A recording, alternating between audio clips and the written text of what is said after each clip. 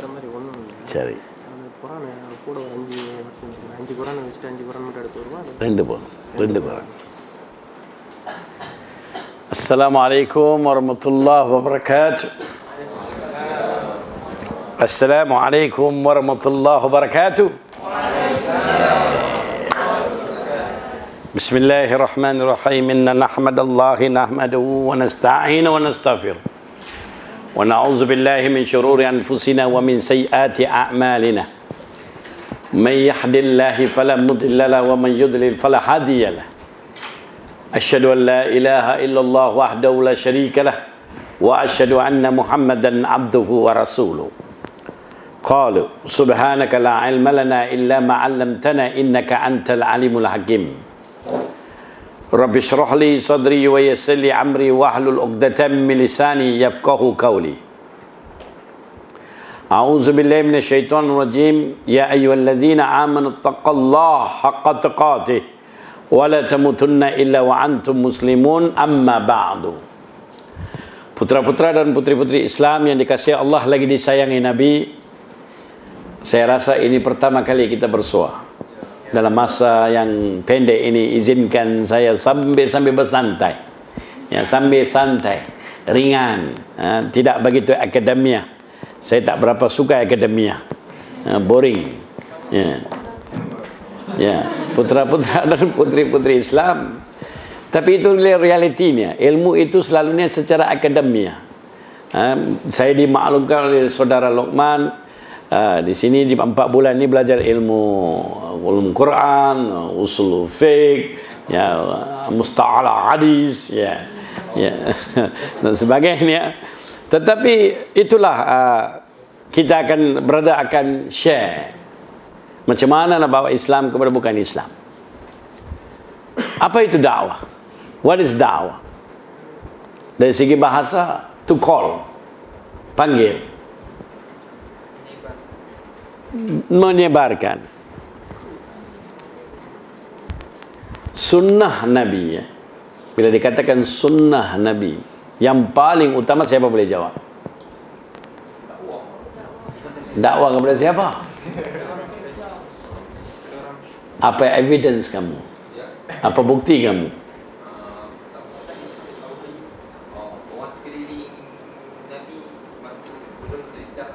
Cerdik. Bagus. Ini jawapan yang tepat sekali.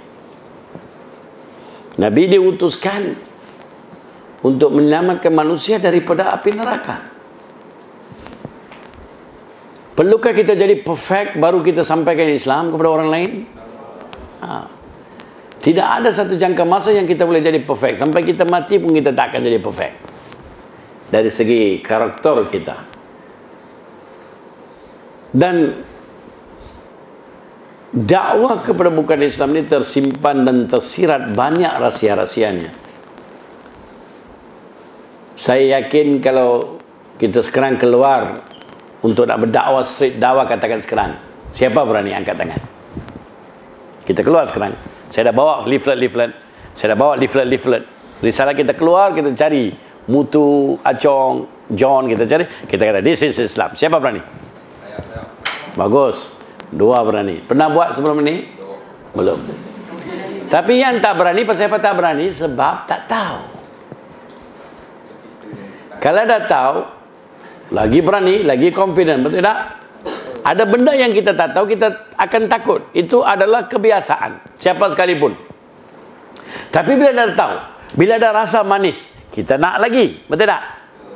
Maka kita boleh juga merasai kemanisan ketika berdakwah. Mungkin kemanisan itu kita tidak rasa masa solat. Mungkin kemanisan itu kita tak rasa masa puasa. Tapi ada kemanisan yang Allah simpan kepada orang-orang yang sebarkan agama Allah. Kemanisan itu dipanggil kemanisan iman. Ya, dalam pengalaman saya 24 tahun dalam dunia dakwah, saya masih ingat lagi English saya, bahasa Inggris saya kosong. Bila saya start dakwah dengan orang putih ni, kosong. Tambah-tambah nak berdakwah dengan orang putih ni, lagilah kecut perut. Sebab dia speaking. Oh, glamour speaking. Tapi percaya atau tidak, orang putih yang tak ada Islam, dia adalah manusia yang saya tak rasa glamour dah. Glamour dah. Manusia yang tidak ada tauhid pada dia, saya tidak akan kata dia orang pandai. Manusia yang tidak ada tauhid pada dirinya, dia bukan orang pandai. Sedikit pengenalan. Brother start dakwah di Masjid Kapitan Keling 24 tahun sudah. Inilah universiti Islam saya.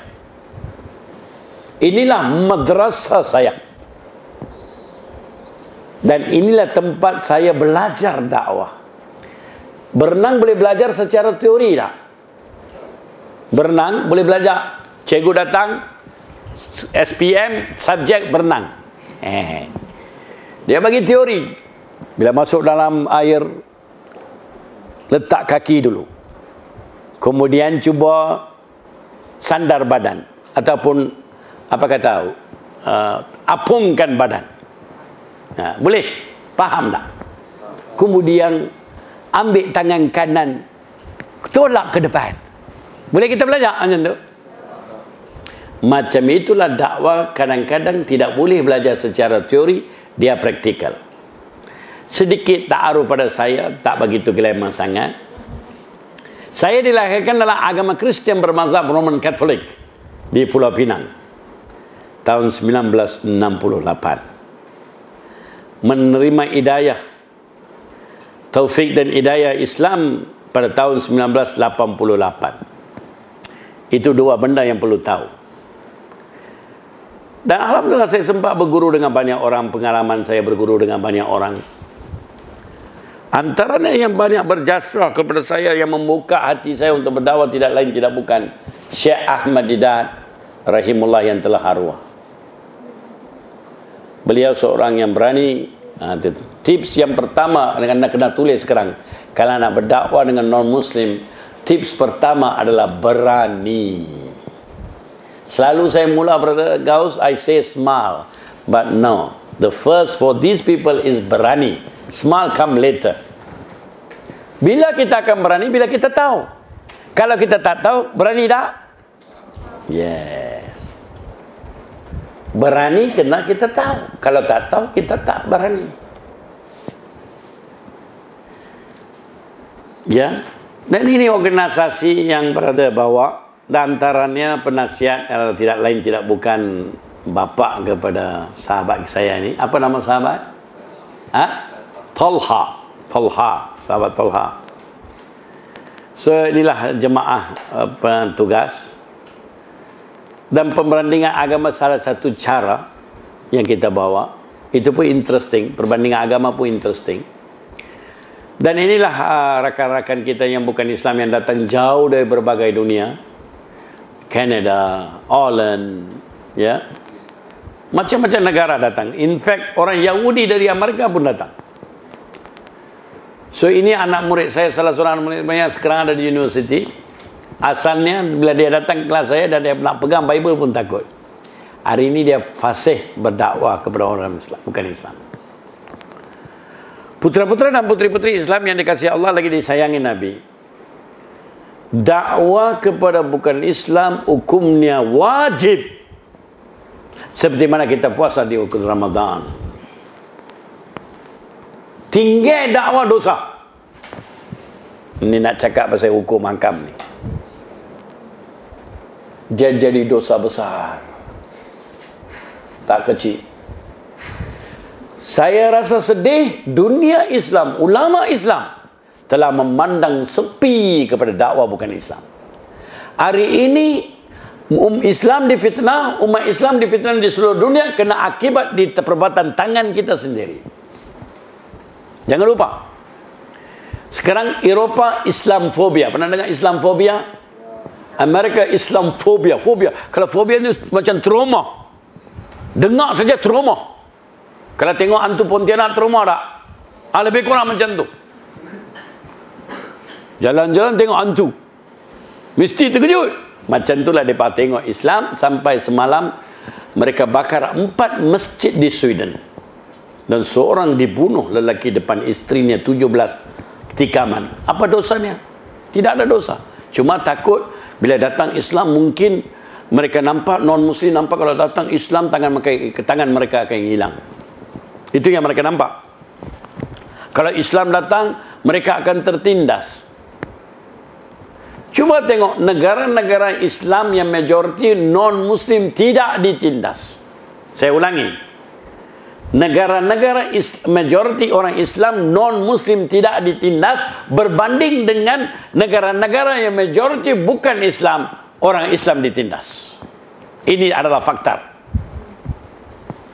This is a facts. Saya bagi contoh-contoh yang simple. Singapura tidak meraihkan public holiday untuk semua agama.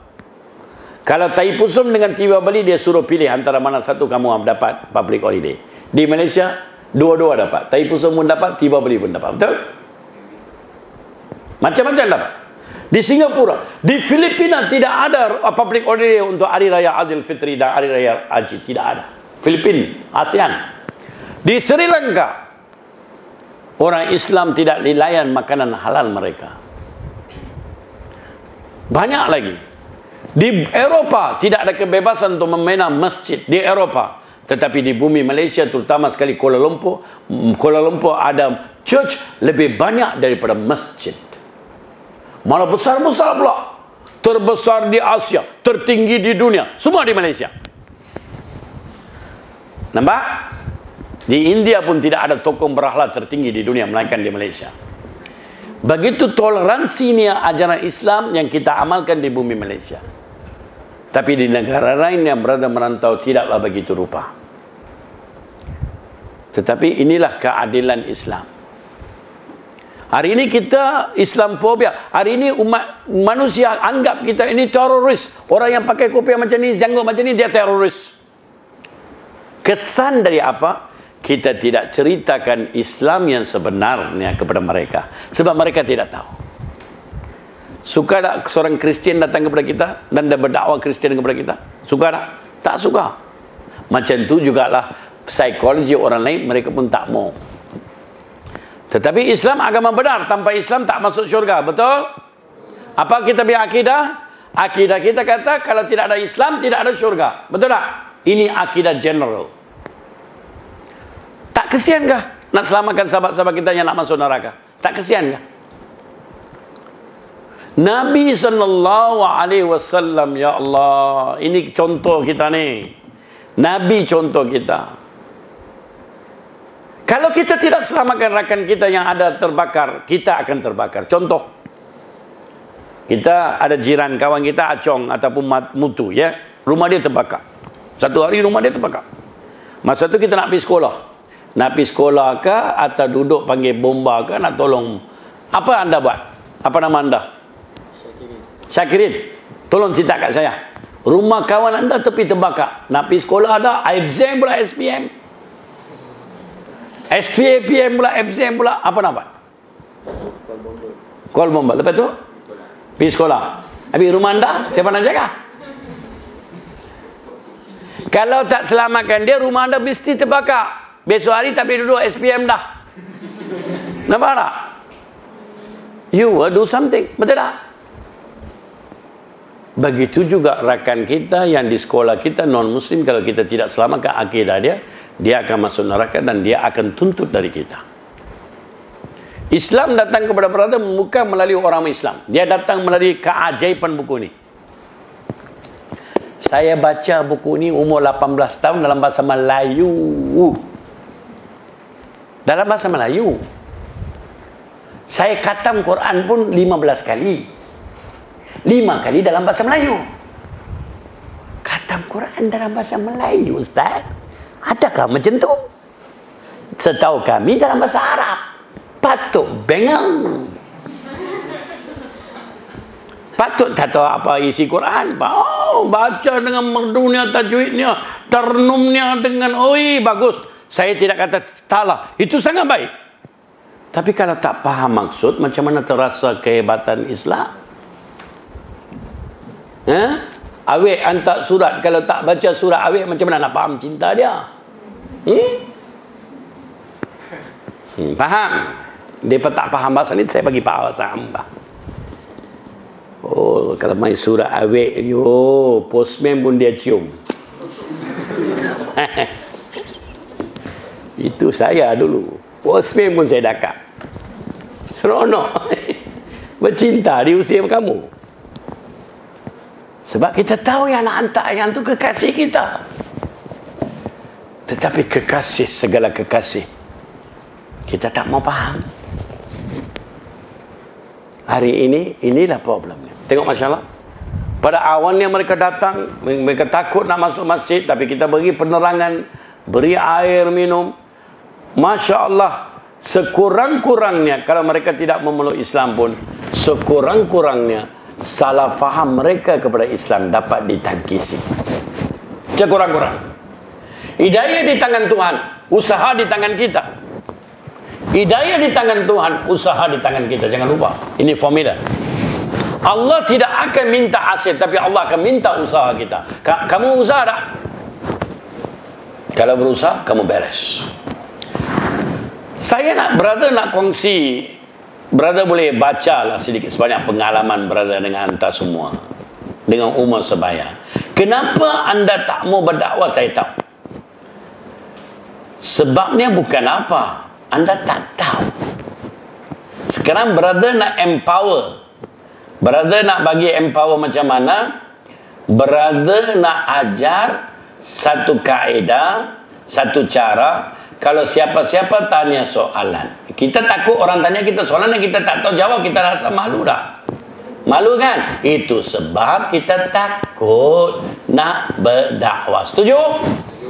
Masya-Allah, jumhur ulama telah setuju bahawa kalau takut nak jawab soalan, maka itu sebab yang menghindarkan diri kita dari tak mau berdakwah. Pengalaman brother dalam 24 tahun dalam dunia dakwah kepada non-muslim,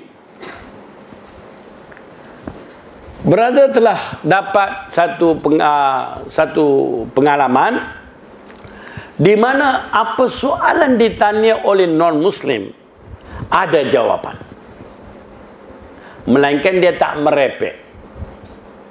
Apa soalan mereka tanya pun ada jawapan. Sama ada daripada Al-Quran, sama ada daripada hadis, sama ada dari ijma' ulama, sirah Nabi, adat, dan seterusnya. Nanti saya akan cerita. Dalam dakwah kepada non-muslim, kita kena tahu siapa kita cakap. Sama ada dia ateis, sama ada ateis yang tak percaya Tuhan lah, muhlik. Kita kena tahu siapa kita cakap. Sebab setiap jawapan tak sama dengan setiap individu. Kalau individu itu Kristian, takkan kita nak cakap subjek Hindu pula. Kristian ada cara jawapannya, atheist, free thinker, Hindu, Buddhis, Taois, siapa lagi? Golongan Sikh, siapa lagi? Dan berbagai golongan itu, Islam ada jawapan. Malah dalam Quran ada jawapan bagi semua golongan itu. You atheist kah? You free thinker kah? Quran ada jawapan. Kalau tak jumpa di dalam Quran, ada dalam hadis, confirm. Kalau tak ada dalam hadis, ada dalam ijma' ulama. Kalau tak ada dalam, mesti ada dalam sirah Nabi SAW. Dan ada soalan, mungkin kalau dia etis, dia tak akan terima jawapan dalam Quran. Dia tak akan terima dalam jawapan daripada hadis. Dia tak akan terima pandangan ulama. Dia kalau etis, contoh, Aisyah radhiyallahu anha kahwin, umur berapa tahun? 9 tahun. Mereka kata umur Nabi umur 50-an, kahwin dengan budak 9 tahun. Gila. Ini merupakan subjek yang digunakan di Eropah untuk memburukkan nama Nabi. Tapi Islam ada jawapan. Kita akan buat satu. Sains. Anda tahu tak dalam Quran ada 700 fakta sains? Tak apa. Kita ada apa lagi? Facts. Kita ada statistik. Oh, orang Islam boleh kahwin lebih daripada satu. Orang lelaki Islam kahwin 4. Mana boleh? Tak adil. Logik, psikologi, comparative religion, dan analogi dan story. Saya bagi satu contoh. Atheist. Siapa itu atheist? Orang yang tak percaya Tuhan. Tolha. Karena seorang atheist datang. Dia tak percaya Tuhan. Macam mana you nak yakinkan dia? Alam itu sains kah? Logik kah? Sains. Sains ini daripada mana? Rujukan kamu.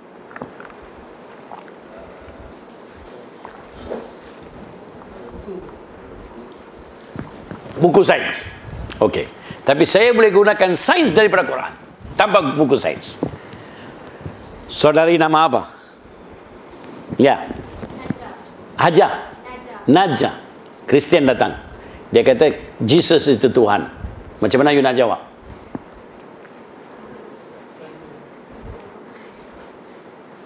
Macam mana you nak buktikan Jesus bukan Tuhan? Macam mana? Cuba. Pakai 12 rujukan ni. Okey. Nanti kita tengok ayat mana ya. Boleh tak kita gunakan comparative religion untuk jawab Jesus itu bukan Tuhan? Boleh. Di mana? Bible. Ayat mana? Nampak? Ayat 14 daripada mana? Quran. Very important dalam dakwah kita. Saya boleh bergerak untuk Luqman Very important. Kita kena faham mad'u kita. Siapa mad'u kita? Siapa customer kita? Orang nak beli barang. Kita nak tahu customer macam mana. Dia minat barang apa. Kita ada supermarket, macam-macam barang. Takkan dia nak beli semua kot. So dia mesti ada minat. Dan kita pula apa? Promoter. Promoter tak promoter? Ya. Kita ambil yang senang-senang. Promoter bahan solek wanita. Macam-macam gincu. Purple ada, merah ada, hitam ada. Gincu. Macam-macam gincu. Dan kita nak lariskan satu produk. Dan kita nak tahu apa minat dia. So ini dikatakan mad'u. Siapa dia mad'u kita dalam dunia sekarang? Atheist. Yang tak percaya Tuhan. Di Eropah, kebanyakan Kristian telah tinggal agama mereka masuk agama atheist, iaitu tak percaya Tuhan. Dia kata tak ada Tuhan sebab dia tak nampak. Adik-beradik kepada atheist adalah free thinker. Dia juga tak percaya Tuhan. Ipar kepada free thinker adalah agnostic. Agnostic. Apa dia? Dia 50% dia percaya Tuhan, 50% dia tak percaya Tuhan. Ini satu grup. Jadikan dia satu grup, okey? Abang, adik, ipar.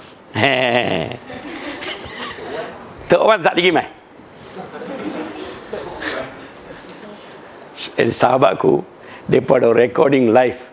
Kalau aku lupa, nanti mai pula jadi macam kes Saul Amin dengan kes Syakiri. Macam mana nak endorse orang Hindu yang mendakwa ada makan? Yang mendakwa agama inilah agama tertua di dunia. Ini yang Tok Wan.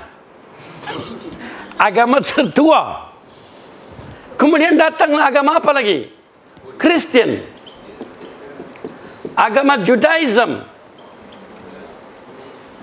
So kita kena tahu apa dia agama latar belakang mereka. Kena tahu. So, tugas menyampaikan dakwah bukan tugas yang boleh dia pandang enteng, ringan. Dia perlukan usaha yang teratur. Sistematik. So, kata seorang non-Muslim yang dia tak percaya Tuhan. Dia kata, saya tak percaya Tuhan. Kita tanya dia, macam mana you datang? Mak bapak aku buat, aku datang. Bitanya pula kat dia, mak dia bapak hang buat apa? Tok Wan aku buat, aku datang. Sampai ke ujung, mereka akan lawyer buruk kat kita. Kita semua ada datang daripada evolusi mongek kerah, dia kata. Oh, macam tu ke? Hampa datang daripada kerah. Kalau macam tu, saya tak mau panggil hang kerah, manusia lah. Saya panggil hang Mr. Kerah. Marah pula. Pas saya panggil aku kerah, aku ambil Tok Wan kerah, mestilah hang kerah. Nampak? Mereka tak boleh setuju. Sebab apa? Fitrah tak izinkan. So, Quran ada jawapan. Jangan tanya soalan Tok Wan. Tanya kepada mereka yang atheist ni, siapa yang cipta alam ini ataupun macam mana alam ini datang? According to you, how this universe come?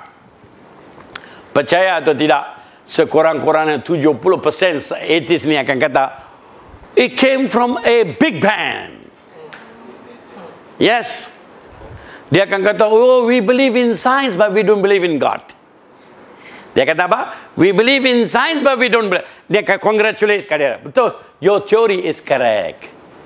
Katakan dia, your theory is correct. Kemudian, now, please wait. Katakan dia. This is the Quran. Revealed to a man called Muhammad, who cannot write, cannot read. Introduce. This book is revealed to a man called Muhammad, who cannot read, cannot write. To him, revealed in chapter 21, Surah Anbiya, verse 30. Ada Quran tak? Bawa Quran tak? Kenapa tunjuk kat sana? Ada siapa ada Quran? Buka. Apa dia kata? Surah Anbiya, ayat 30. Baca.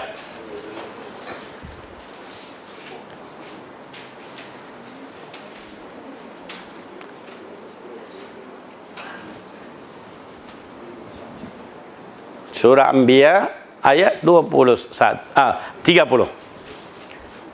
Jumpa dah? Putri-putri dah jumpa dah? Apa kata dia? Ayat itu baca.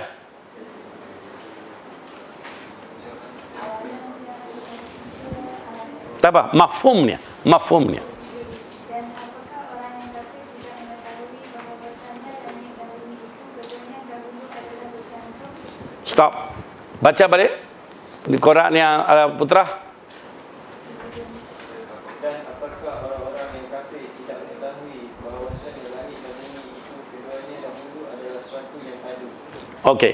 Kenapa Allah sebut yang kafir? Yang maksud di sini orang kafir. Allah tidak sebut ya ayyuhallazina amanu. Selalunya Allah sebut ya ayyuhallazina amanu, orang yang beriman. Kenapa ayat ini khas ditujukan kepada kafir? Sebab Allah tahu mereka tidak akan beriman dengan Allah. Itu sebab Allah kata, tidakkah orang-orang kafir tahu bahawa dunia, apa dia? Langit dan bumi ini bercantum satu sebelum kami pisahkan. Betul tak? Teori apa ni? Bila teori ini ditemui? Umur teori ini bila? Umur teori Big Bang. Umurnya 12 tahun. 20 tahun. Quran diturun berapa lama? 1400 lebih tahun. Soalan timbul. Yang teori Big Bang ni dengan pertolongan teleskop, dengan pertolongan pasarana-pasarana atau apa kata infrastruktur sains yang canggih, baru mereka boleh jumpa teori ini. Dengan NASA satellite, dengan Hubble Edwin teleskop, dengan itulah mereka jumpai teori ini. Kita tanya balik, 1400 tahun sudah, seorang ummi yang tinggal di padang pasir, di situ Nabi Muhammad ada simpan mikroskop yang besar atau teleskop yang besar? Tanda. Tambah ayat tu, teruskan lagi ayat tu. Apa kata lagi? Yang kami pisahkan antara keduanya, dan dari air kami jadikan segala sesuatu yang hidup. Cantik. Daripada air kami ciptakan segala yang hidup. Kemudian apa kata Allah? Allah tutup dengan apa? Maka mengapa mereka tiada juga beriman? Maka kenapa mereka tidak juga beriman dengan Tuhan? Tahu tak? Nabi Muhammad tinggal di Mekah di padang pasir. 1 tahun mungkin sekali hujan, 2 kali hujan saja, itu saja. Nak dapat sos air tu, sumber air tu begitu susah. Di Mekah, di Madinah, di Saudi Arabia. Bagaimana beraninya kalau Nabi Muhammad tulis Quran, bagaimana berani sungguh dan confident sungguh Nabi Muhammad mengatakan kehidupan semua berasal dari air. Boleh faham tak? Nabi SAW nak mandi 1 hari pun susah. Nak dapat air untuk minum pun susah. Namun kalau Nabi Muhammad tulis buku ini, Nabi Muhammad berani kata setiap kehidupan bersumberkan air. Boleh faham tak? Pada tahun 1973 dua ateis menang Nobel Prize, menang hadiah Nobel Prize, yakni mereka kata dalam teori mereka, setiap kehidupan ada bermula dari air. Apa jua sekalipun, sama ada tumbuh-tumbuhan, haiwan, manusia, asal usul mereka air. Betul. Ini baru ditemui. Teori kejadian atau kehidupan berasal dari air adalah teori baru. Ini berapa lama dah diturunkan? 1400 lebih tahun. Bila brother kongsi ini kepada mereka tentang teori ini dalam Quran, dan saya akan bagi tahu, this theory is not in the Bible. In case you say Muhammad copy from the Bible, it's not in the Bible. Percaya atau tidak, 50% atheist saya jumpa, mereka kata it makes sense, there must be God. Nampak Quran? Jesus, Nabi Isa alaihissalam, Kristian kata dia anak Tuhan. Kenapa anak Tuhan? Sebab dia tidak ada bapa. Betul? Allah jawab dalam surah Al-Maidah, inna masala Isa indallahi kamasali Adamah khalaqahu min turabin summa qala lahu kun fayakun. Sesungguhnya di sisi Allah, Nabi Isa dan Nabi Adam sama saja. Mereka datang dari turab, dari tanah, dan kami dengan izin kami kata kun, jadi-jadilah. Apa alasannya mereka kata Nabi Isa tidak ada, apa dia adalah anak Tuhan? Sebab tidak ada bapa. Maka Allah nak gunakan logik di sini. Kalaulah Nabi Isa ini dia dikatakan anak Tuhan kerana tidak ada bapa, maka Nabi Adam dicipta tanpa bapa dan tanpa anak lebih layak dan lebih tinggi darjatnya dari Nabi Isa. Betul tak? Siapa yang layak dipanggil anak Tuhan? Nabi Adam ke Nabi Isa? Kenapa Nabi Adam dipanggil anak Tuhan? Sebab tak ada anak, tak ada bapa. Tapi adakah umat Islam atau dunia agama Samawi mengatakan Nabi Adam itu anak Tuhan? So Allah sekarang gunakan ayat itu untuk minta orang Kristen fikirkan secara logik bahwa ini tidak benar, Tuhan tidak ada anak. Nampak? Lagi satu, siapa boleh bagi satu ayat yang mengatakan Tuhan tidak ada anak? Cantik. Lam yalid wa lam yulad. Tidak dia beranak dan tidak dia. Lagi satu ayat, surah Syura ayat 11. Apa dia? Laisa, tidak ada sesuatu yang setara dengan Allah. So Quran ada jawapan. Apa saja orang yang sembah berhala, surah Anbiya, surah Ibrahim, dialog antara Nabi Ibrahim dengan kaumnya. Ingat tak? Ingat tak dialog itu? Kalau Nabi Ibrahim hidup hari ini, dia ditangkap dalam ISA, habis banyak benda akan hilang, akan dicantas oleh Nabi Ibrahim. Tapi itu dakwah Nabi Ibrahim. Boleh kamu kata dia teroris, mengganggu ketentraman awam negara? Nabi Ibrahim buat apa ketika mereka pergi show ebo? Ya, kemudian dia letak kepada siapa? Kenapa dia letakkan kepada paling besar? Supaya mereka berfikir. Nabi Ibrahim ketika ini dia pakai logik. Mereka balik, mereka kata siapa yang menghancurkan berhala-berhala ini? Dia bertanya sesama mereka. Tapi apa kata seorang-seorang? Kami dengar seorang anak muda yang mempeli-peli agama kita. Panggil dia. Dia datang. So mereka tanya, ya Ibrahim, apakah kamu yang menghancurkan berhala-berhala kami? Nabi kata, tak. Tanya kepada berhala yang besar yang pakai pegang kapak. Ketika itu Allah bagi mereka logik. Dia bertanya, mana boleh ya Ibrahim? Dia tak boleh gerak. Nabi Ibrahim diberi Allah lagi satu logik yang lebih dahsyat. Nabi Ibrahim kata apa? Kenapa kamu sembah sesuatu yang tidak memberi manfaat dan tidak memberi mudarat? Terdiam. Mereka terdiam. Ego mereka terdiam. Tapi tiba-tiba datang satu lawyer buruk kaki bodek. Dia kata, mana boleh. Ibrahim kamu kurang ajar. Apa dia buat? Dia buat hukum dia. Dia nak bakar dia. Tapi tengok dialog Nabi Ibrahim dengan kaumnya, dengan bapaknya. So dengan siapa ini? Dengan siapa? Dengan siapa? dengan cara yang bijaksana. Itu Allah kata dalam surah An-Nahl ayat 125, ajaklah Tuhan ke jalan Tuhanmu dengan hikmah dan bijaksana. Dengan hikmah dan bijaksana, dan berilah penjelasan yang terbaik. Di zaman Nabi Ibrahim, itulah hikmahnya. Di zaman Nabi Ibrahim, cara Nabi Ibrahim berdialog dengan kaum musyrik di tempat berhala, itulah hikmahnya. Hari ini kalau kita buat cara Nabi Ibrahim di Batu Cave, kacau 13 Mei. Faham tak? Tapi kita kena cari jalan pendekatan lain. Okey, Quran ada jawapan. Hadis. Saya nak tanya. Banjir berlaku di Kelantan, 18 orang mati. Tuhan tak adil. Tsunami berlaku, ratusan ribu orang mati. Mana Tuhan? Macam mana kamu nak jawab? Tsunami datang, jatuh ratusan orang mati. Tuhan tak adil. Kamu kata Allah Maha Perrahman. Kamu kata Allah Maha Pengasih. Kamu kata Allah Maha Pengampun. Kamu kata Allah Maha Tahu. Allah tahu tsunami akan berlaku. Allah tahu manusia akan mati. Kenapa Allah tak tahan? Apa jawapan kamu? Ini soalan yang paling susah. Apa dia? Siapa yang tidak beriman dengan Allah? Orang Islam di Aceh tak beriman? Mau maksiat kena mati-mati, hukuman mati. Kamu pun maksiat juga, saya pun maksiat juga. Siapa boleh jawab?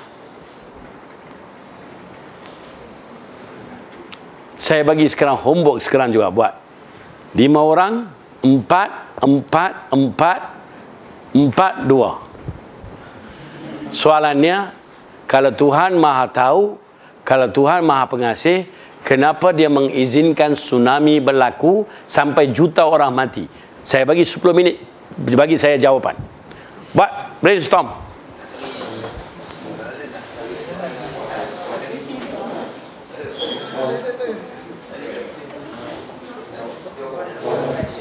Saya bagi 12 rujukan. Pilih mana satu. Apa dia 12 rujukan itu? Siapa boleh bagi tahu tanpa tengok? Angkat tangan. Angkat tangan. Angkat tangan. Al-Quran. Lagi? Apa nama sahabatku? Abdullah Al-Wali saja jawab. Lain Awi saya tak mau. Abdullah Al-Wali. Cuba. Quran. Lagi. Hadis. Okey, jom. Kita bagi can lagi sekali. Siapa boleh hafal dapat hadiah. 12 rujukan ini kita akan guna untuk jawab. 12 rujukan ini kita gunakan untuk menjawab soalan. Apa soalan sekalipun. Okey? Saya bagi 1, 2, 3, 4, 5, 6, 7, 8, 9, 10. Habis, habis. Habis. Angkat tangan. Saya akan hadiahkan kamu satu Quran. Dalam bahasa Inggris. Apa dia? Talha cuba. Sains,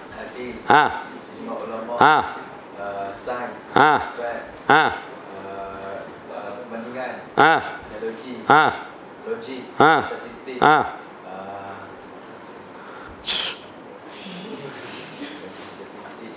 culture. Ya.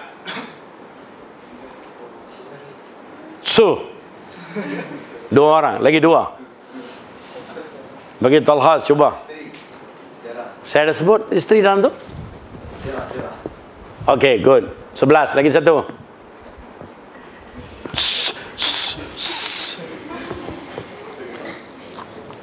Talha coba.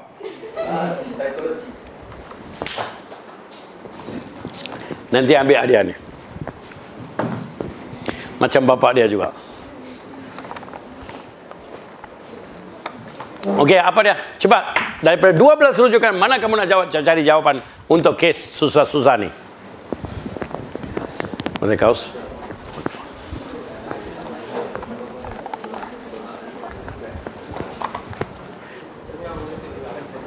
Biar ya? Dan Mama. Cek.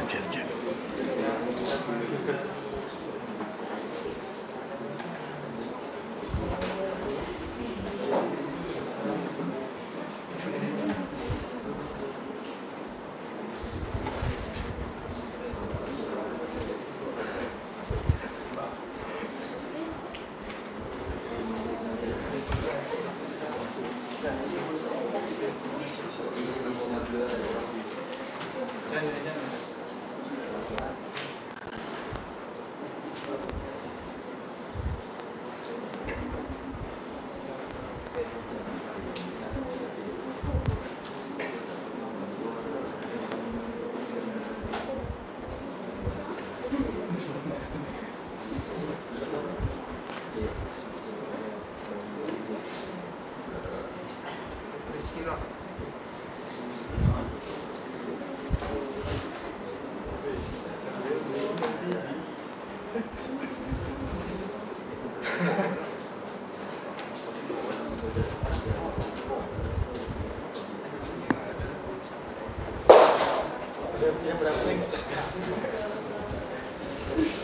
bincang. Kenapa tak bincang 5 orang ni? Takkan bincang macam tu kot? Yang belakang tu tertinggal pasal apa?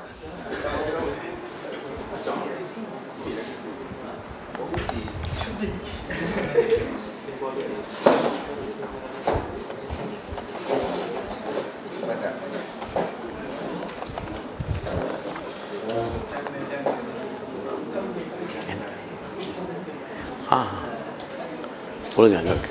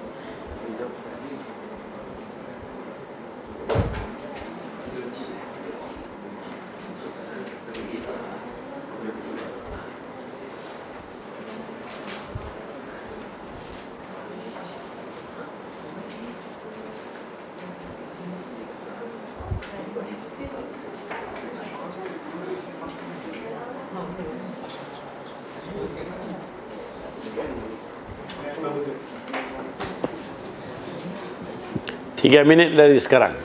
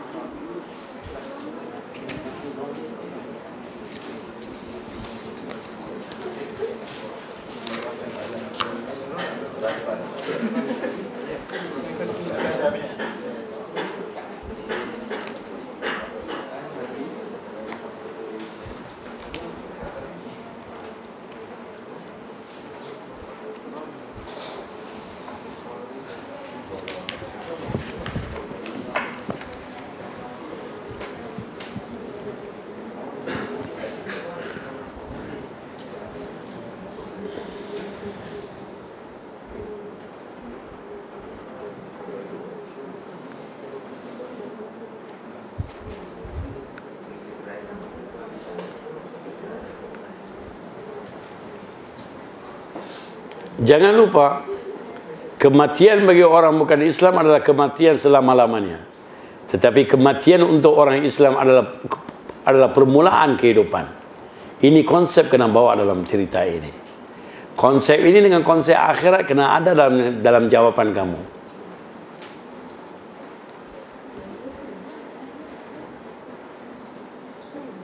Kematian menurut orang bukan Islam, kematian selama-lamanya.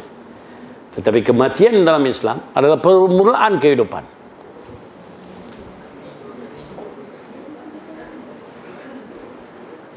Dua minit lagi.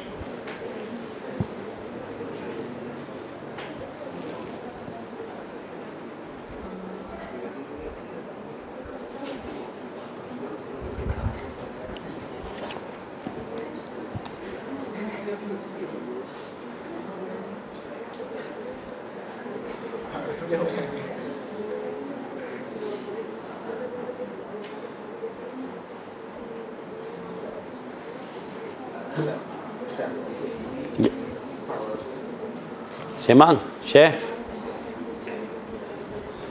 Seminit lagi. Bila non-Muslim tanya spontan, takkan kita nak tunggu 10 minit. Wait, I want to do revision.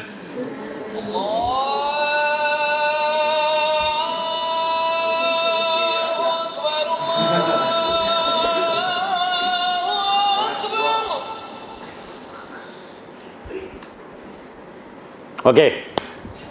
First group, siapa yang punya ketua? Leader. Pilih. Siapa itu Iskandar? Okay. What's your answer? Semua dengar apa? Mungkin ada jawapan ni. Ya, cepat.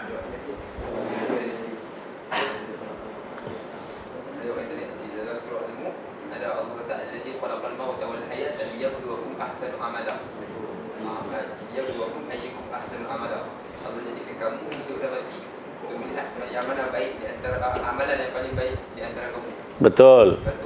Allah kata lagi dalam surah Al-Ankabut, ahsibanna su'ayyutrafu ayyaqulu amanna wa hum la yuftanun. Tidakkah kamu dikira beriman melainkan kami mengujimu? Yes. Satu ada lagi kita yang Allah kata wala nabluwannakum bi syai'in min al-khawfi wal-ju'i wa naqsin min al-amwali wal-anfusi was-samarat. Surah apa tu? Al-Baqarah. Cantik. Kami akan menguji kamu daripada nabluwannakum bi syai'in, daripada sesuatu min al-khawfi, daripada ketakutan, kelaparan, kekurangan harta benda dan nyawa. Jadi semua tu maksudnya Allah akan uji kita. Betul. Reference pertama memang paling tepat sekali. Reference yang brother ini bagi saudara kita ni memang betul. Lagi itu saja.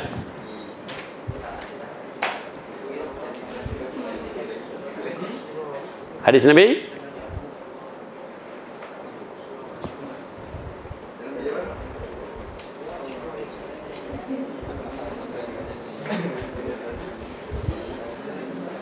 Kira dalam reference Quran 3 ayat itu memang tepat. Itu yang brother selalu juga pakai. Betul. Reference itu sangat baik. Cuma non-Muslim jangan lupa dia kena tahu hikmahnya. Nanti saya brother akan share lagi. Okey? Tak ada dari segi psikologi, logik, tak ada. Sirah Nabi. Okey, terima kasih. Saudari-saudari belakang, apa jawapan kamu? Pilih satu leader, cakap. Langkah pertama nak jadi seorang pendakwah, dia kena cakap. Kalau tak boleh cakap, susah nak berdakwah. Cepat. Brother, ada lagi 5 minit saja. Kapal terbang nak bertolak.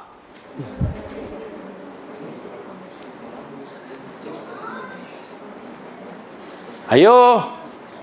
Grup Mawar Merah, cepat. Ini Kumbang. Okey. Ayo. Siapa yang tadi sepatutnya anda tulis apa yang sahabat kita cakap? Ya, brother dengar. Kalau dari jauh malu, ke depan brother.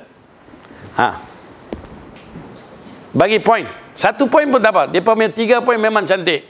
Molek sungguh, okey. Bismillah. Tafadhal.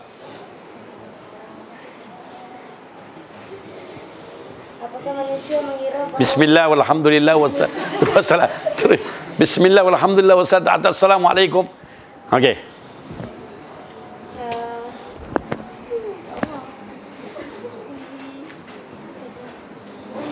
Sorry. Saya dengar. Apakah manusia mengira bahawa mereka akan dibiarkan hanya dengan mengatakan kami telah beriman dan mereka tidak diuji? Lagi? Itu satu ya, dapat. Daripada perbincangan 10 minit yang tu ya dapat. Okey, tak apa, saya terima. Okey, putri-putri di sini pula. Silakan. Apa jawapan dapat?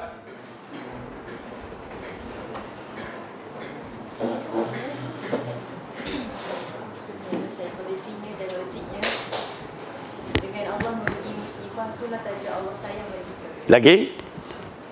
Sayang macam mana itu? Allah nak menyucikan dosa-dosa. Bagus. Boleh tak pakai hadis Nabi di sini?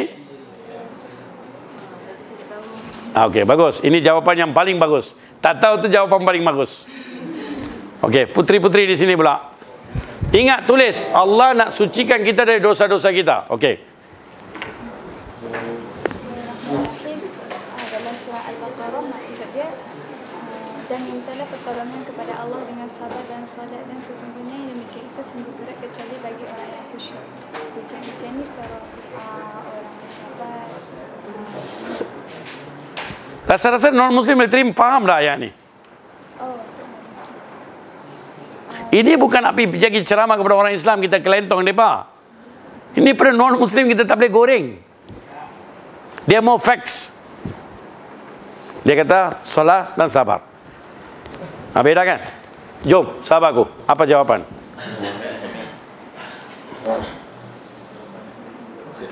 Dalam terjemah ni. Boleh? Ambil dia punya poin sudah. Tak mau baca semua, ambil poin. Sebab masa tidak mengizinkan. Saya baru cover 1-2 ya. Dalam surah Asy-Syura ayat 30, apa saja musibah yang menimpa kamu maka adalah disebabkan oleh perbuatan tanganmu sendiri dan Allah memaafkan sebahagian. Surah apa ni? Surah Rum kan surah Asy-Syura. Syura, okey. Apa yang dan apa saja musibah yang menimpa kamu maka adalah disebabkan oleh perbuatan tanganmu sendiri. okey. Dan Allah memaafkan sebahagian besar Cantik. dari kesalahan-kesalahan kamu. Betul. Menyucikan dosa lagi. Dan Allah tidak surah Al-Baqarah ayat 286, Allah tidak memani seseorang melainkan sesuai dengan kesanggupannya. Ia mendapat pahala dari kebajikan yang diusahakannya dan mendapat siksa dari kejahatan yang dikerjakan. Okey. Sekarang dah Quran dah cantik dah. Saya tak mau Quran, saya mau logik, saya mau psikologi. Saya mau dari sirah. Cuba. Anda punya jawapan semua cantik. Kita nak perelokkan jawapan itu saja. Supaya non-Muslim boleh faham. Okey? Terima kasih. Very good try. Tim kamu. Tim apa ni? Apa dia? Lebah? Okey. Tim lebah. Ambil madu daripada depan nanti. Boleh, itu saya kata 12 rujukan. Bagus. Sesungguhnya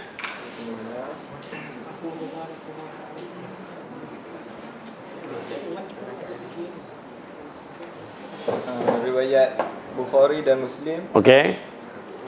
Tiada seorang Muslim yang menderita kelelahan atau penyakit atau kesusahan hati, bahkan gangguan yang berupa duri, melainkan semua kejadian itu berupa penembus dosanya.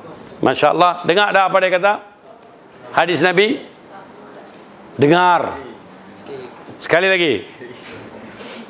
Ada rotan Luqman, bagi rotan kat saya. Saya akan rotan mereka. Riwayat Bukhari dan Muslim.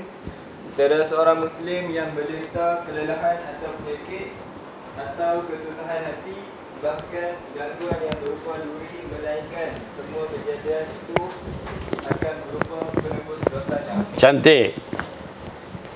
Cantik, tahniah. Yang paling best tim ini. Tim ini saya tak ada hadiah. Lain kali saya datang, saya bawa hadiah tim ini. Tim ini dia punya Quran perfect. Boleh tambah lagi dalam surah Al-Baqarah juga. Ayat 216. Allah kata, apa yang kamu rasa baik itu tidak semestinya baik. Apa yang kamu rasa buruk itu tidak semestinya buruk, Allah kata. Pertama, Quran dah jelas. Ini ujian dari Tuhan. Right. Sirah Nabi SAW, Aisyah radhiyallahu anha, ketika ini Aisyah bertanya kepada Rasulullah, ya Rasulullah, bila berlaku sesuatu bala, bila berlaku satu bencana, ada orang baik di dalamnya pun mati, maka ini tidak adil, kata Aisyah. Maka Nabi SAW jawab, mereka akan dibangkitkan menurut niat mereka. Okey, saya nak tanya, apa dia satu benda musibah yang paling hebat dalam hidup manusia? Apa dia? Satu musibah dalam kehidupan manusia ini, apa yang paling hebat sekali? Apa dia? Ha? Kematian orang yang sayang paling hebat musibah? Hilang harta. Oi. Masa itu you tak ada hidup dah, jangan takut. Fitnah siapa? Apa yang paling teruk dalam hidup yang kamu boleh lalui? Yang kamu boleh lalui, yang paling teruk, yang paling kamu takuti apa dia? Kematian, betul. Kematianlah yang paling. Tapi cara kematian macam mana? Itu yang Nabi kata, berapa golongan yang mati, dia mati syahid. Macam mana? Barang siapa yang mati tenggelam, syahid tak? Yang sakit perut, syahid tak? Yang bersalin, syahid tak? So, itulah konsep akhirat ini non-muslim tidak ada. Kita kena explain. Kematian kita adalah kehidupan yang baru. Kematian mereka adalah mati. Okay, mereka sendiri tidak tahu. Itu sebab kematian seperti tsunami adalah walaupun nampak teruk, kita masuk syurga. Orang Islam. Allah ampun. Betul tak? Ini kita kena terangkan. Dan apa dia logik, apa dia psikologinya? Kenapa Allah turunkan sesuatu bala yang besar supaya seperti mana adik kita kata tadi, ketika dia menghapuskan dosa-dosa kita, dosa-dosa kita antaranya punca apa dia dosa kita? Punca dosa kita? Maksiat ya. Hawa nafsu, betul. Dekat dengan hawa nafsu apa dia? Kenapa kita tidak mau sujud pada Tuhan? Ego. Siapa jawab tu? Ya, bila datang tsunami seperti itu, dia kehilangan semuanya. Psikologi manusia, bila dia tidak ada apa-apa, baru dia cari Tuhan. Kenapa Allah kata dalam surah Iqra, kenapa Tan Sri Abu Jahal kufar? Kenapa dia ingkar? Sebab Tan Sri Abu Jahal rasa dia cukup. Dia serba cukup. Cuba baca surah Iqra. Allah kata dia tentang bukan apa? Dia rasa self-sufficient. Dia rasa cukup. Ketika manusia lupa Allah ketika mana? Bila dia kaya, kuasa, semua ada. Bila datang satu badai, menghilangkan segala milik dia yang sementara, ketika itulah dia pasrah. Ketika itulah ego dia turun. Bila ego turun, apa jadi dalam masyarakat? Kelebihan dalam masyarakat, dia tidak memandang orang miskin dengan hina. Sebelum ini dia menghina orang miskin. Dia tak boleh campur dengan orang miskin. Tapi bila jadi tsunami, apa jadi? Dia campur dengan orang miskin. Ini kisah benar berlaku di India ketika tsunami 2004. Rumah orang kaya pun tsunami angkut bersama dengan orang miskin. Lepas itulah ego dia dalam masyarakat. Itu yang Allah kata, apa yang kamu rasa buruk, tidak mestinya buruk. Boleh faham? Ini kita kena cerita. Kematian macam mana? Kita semua akan mati.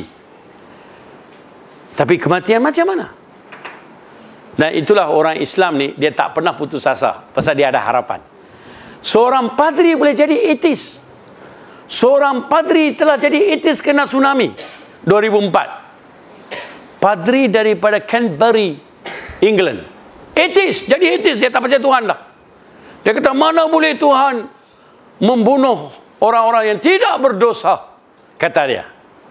Tapi Allah Maha mengetahui, betul tak? Itu last one. Itu kita ada hadis. Last one, ada. Aisyah radhiyallahu anha, dia kahwin umur 9 tahun. Tapi di zaman ini kita boleh kahwin dah budak umur 9 tahun? Masuk akal tak? Sebab itu adalah adat sekarang. Bolehkah kita gunakan adat sekarang untuk mengukur kehidupan orang lain 1400 tahun sudah? 1400 tahun sudah di seluruh dunia. Budak-budak orang kahwin umur apa? Umur muda, terutama sekali perempuan.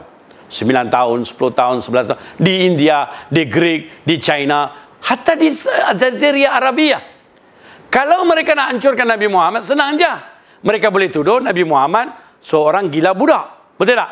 Pernahkah musuh-musuh Nabi Muhammad ketika itu menuduh Nabi Muhammad gila seks kepada Aisyah? Pernah tak? Tak. Pasal itu adalah umrah mereka. So, siapa kita untuk menggunakan adat kita untuk mengukur adat orang lain di zaman lain? Nampak? Itu satu jawapan. Kemudian kita boleh gunakan perbandingan agama. Ibu Maryam dalam Bible, dalam tafsir Bible, dalam ensiklopedia mereka, Maryam umur 12 tahun. Ketika dia kahwin dengan Joseph the Carpenter umur 80 tahun lebih. Dalam agama Kristian ada. Kenapa tak dihebohkan? So ini yang kita nak bagi tahu, dalam perbandingan agama pun ada jawapan macam tu. Dalam adat pun boleh. So kalau kita cerita, oh ini hadis Nabi buat, mereka tak boleh faham. Non-Muslim tak boleh faham. So gunakan ini. Boleh faham tak sekarang? Last kali, bila orang tanya soalan-soalan hukum hakam, selalunya non-Muslim akan tanya soalan-soalan yang ada kaitan dengan halal dan haram. Sebelum kita jawab soalan itu, tolong ceritakan hikmah kedatangan Islam. Pertama, Islam datang untuk protect religion. Islam datang apa? Untuk memelihara agama. Islam datang untuk memelihara akal. Islam datang memelihara nyawa. Islam datang memelihara keturunan, dan Islam datang untuk memelihara harta. 5 perkara. Okey?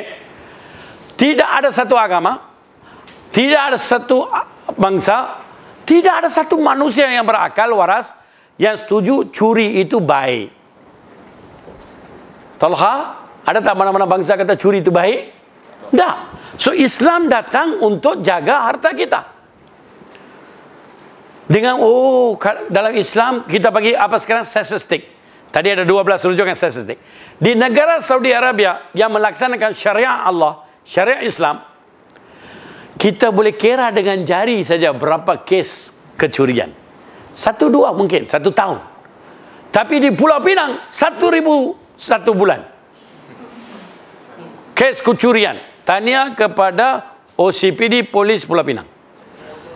Motor pun curi. Dia punya motor pun kena curi. 1,000 dalam 1 bulan di Pulau Pinang. Berbanding dengan 2, apa dia? Setahun di Saudi Arabia. Mungkin undang-undang uduk kamu rasa memang apa kata ganas.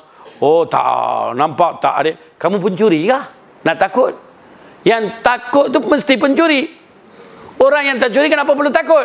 Itulah tanya dia balik. Dan cuba bagi dia satu analogi. Di Mekah, Madinah, kedai emas mereka tak payah tutup dengan tala semua. Letak kain pergi semayang balik. Balik-balik kedai emas macam kedai emas. Setuju? Sini kamu buka lah kedai kacang putih. Kedai kacang putih. You tinggal 5 minit pergi toilet, mai balik. Bukan saja kacang hilang, balang kacang pun hilang. Selamatkah kita? Undang-undang yang ada kita ni memberi keselamatan atau tidak? Maka undang-undang ini sebenarnya walaupun telah ditambah CCTV, walaupun ditambah dengan cukai rakyat polis, ditambah polis, tapi pencuri curi juga, samun meningkat juga, tak?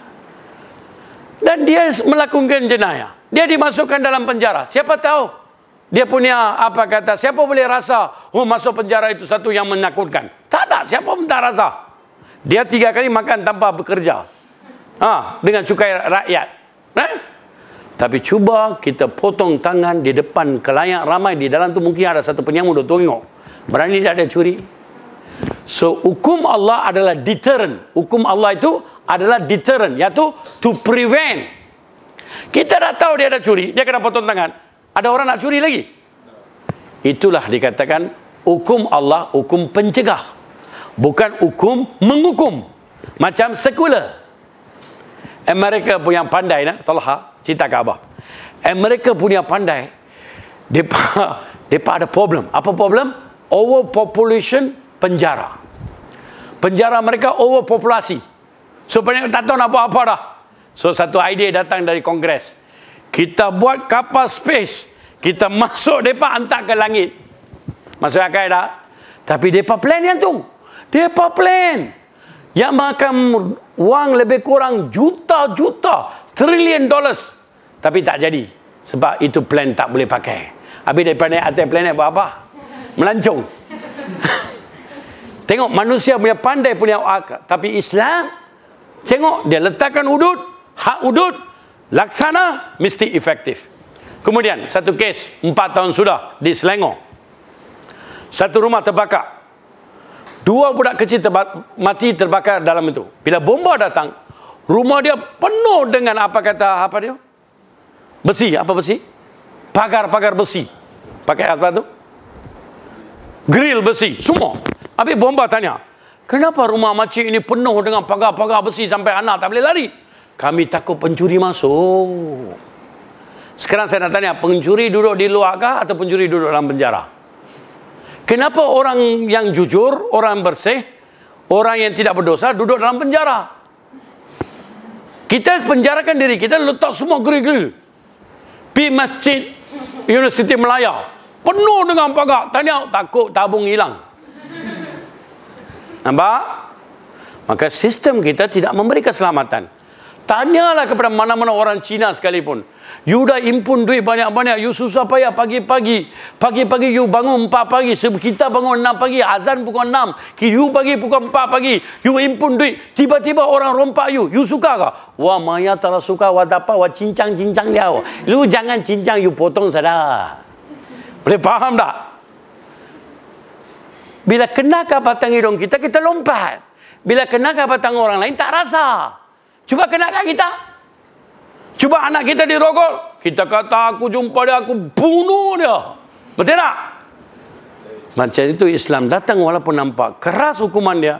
Dia adalah memberi prevent. Itu sebab sebelum jawab apa pun soal, kenapa tak boleh minum arak, tak boleh makan babi, kenapa tak boleh berzina, mai cerita yang ni. Islam datang untuk menjaga agama, akal, nyawa, keturunan dan harta. Contoh lagi satu. Akal. Apa mereka kata? Don't drink and drive. Jangan minum dan memandu. Itu dia kata mereka. Kita kata apa? Jangan minum terus. Sebab apa manfaat orang yang minum? Ada manfaat tak? Semua orang yang minum, bukan minum kopi, minum arak. Orang yang minum arak ni ada manfaat tak? Otak dia, perut dia, kesihatan dia, keluarga dia, bila dia ada di jalan dia, selamat ada orang?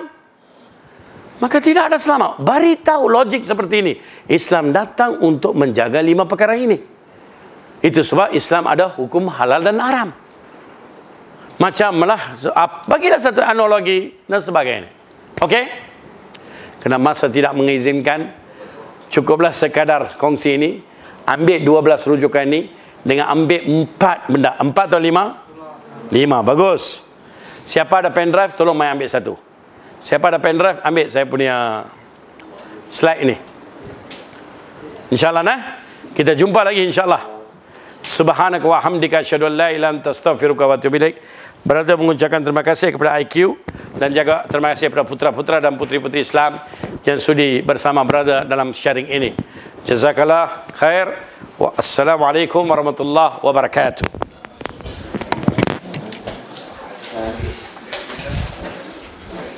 Ambil beta, coba sikit.